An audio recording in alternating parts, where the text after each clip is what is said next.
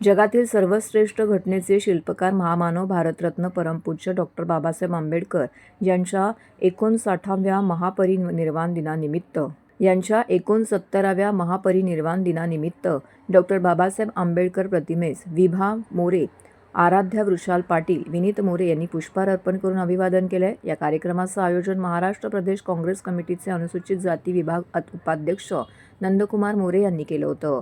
यावेळी महाराष्ट्र प्रदेश महिला काँग्रेस कमिटी सचिव शिल्पा सोनाने, वसुधा गायकवाड, ललिता पंडागळे, आशा गोखले, शारदा दामोदर, सुमेधा जाधव, पुष्पा गायकवाड, मीना वानखेडे, दिवेकरताई, संगटा पाठक, ठाणे शहर काँग्रेस कमिटीचे काँग्रेस नेते हरेश्वर कोळी, ठाणे काँग्रेस सचिव मनोज पांडे, ठाणे शहर युवक काँग्रेसचे उपाध्यक्ष शुभम सोनाने, नदीम शेख, समीर शेख, रुपेश तुपे, राजू शर्मा, अली अहमद, प्रकाश राणे, सिद्धार्थ कांबळे, समाजसेवक वृषाल पाटील, सुभाष बनसोडे, भगवान गारुड, प्रमोद नंदेश्वर, प्रकाश कांबळे, विजय यादव इत्यादींनी महामानव परमपूज्य भारतरत्न डॉक्टर बाबासाहेब आंबेडकर यांच्या प्रतिमेस पुष्प वाहून अभिवादन केले।